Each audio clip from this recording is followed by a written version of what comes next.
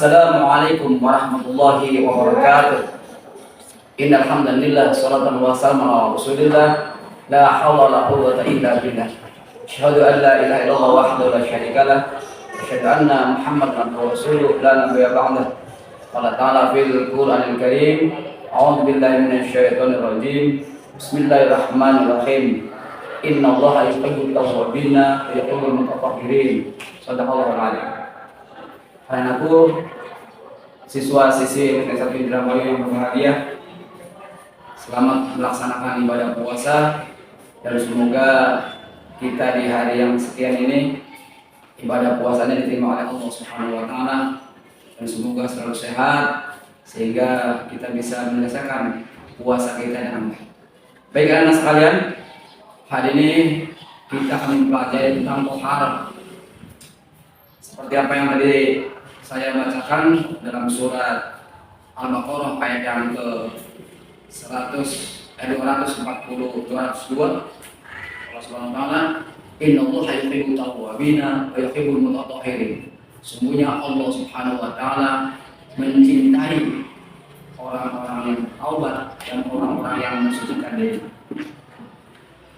Toharo itu artinya dalam bahasa adalah bersih atau membersihkan diri, itu toharo.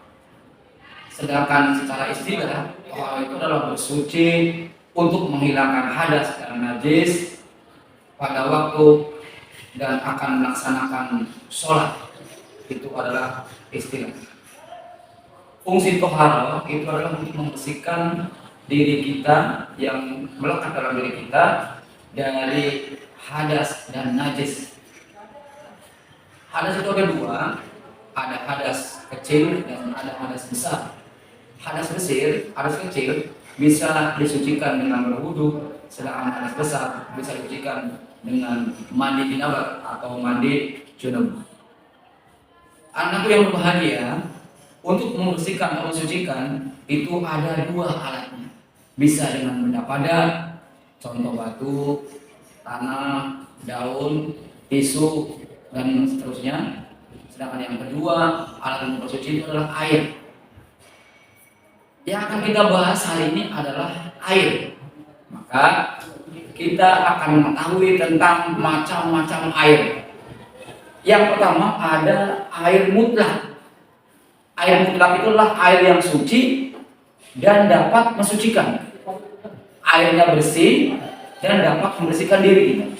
Bisa untuk diminum, bisa juga untuk berwudu, juga bisa untuk istinja. Contohnya seperti apa? Yaitu air dari sumur, air laut, air sungai, air salju, embun dan lain sebagainya. Itu adalah air mutlak. Yang kedua adalah air musammas.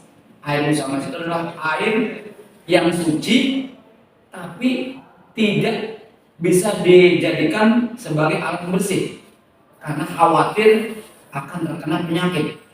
Suatu ketika Siti Aisyah, istri Rasul Muhammad SAW, menjemur air sehingga kena matahari langsung.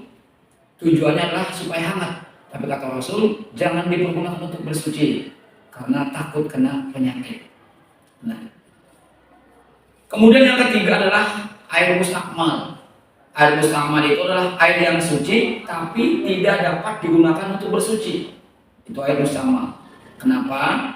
Karena air mustakmal itu air yang sudah tercampur oleh air teh, kopi, pemanis dan lain sebagainya. Itu tidak dapat dipergunakan untuk bersuci. Untuk cebok tidak boleh, berinstinja tidak boleh. Kemudian air yang berasal dari pohon seperti air kelapa, air tebu, itu ada airnya. Tapi air itu tidak dapat digunakan untuk bersuci. Bersih, bisa untuk minum, tapi tidak dapat digunakan untuk membersihkan diri. Kemudian yang terakhir adalah air mutanajis. Anak sekalian, air mutanajis ini air yang sudah terkena najis. Tapi ada dua macam. Ada air mutanajis yang sifatnya banyak, seperti kolam renang, kemudian sungai, danau.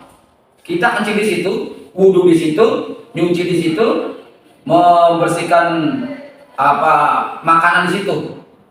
Tapi kalau airnya banyak itu boleh, tidak najis.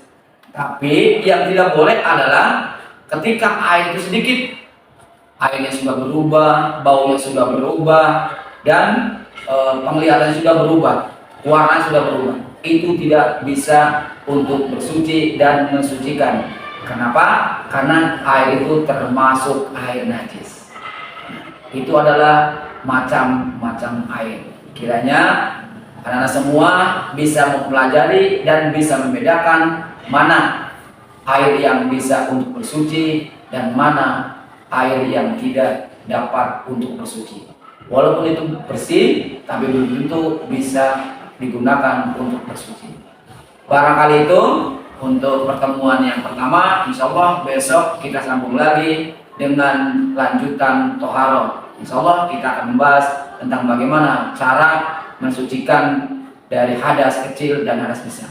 Terima kasih. Kurang dan mohon maaf. Tetap semangat untuk berpuasa, tetap belajar dan tetap membaca Al-Quran, tetap sholat. Assalamualaikum warahmatullahi wabarakatuh.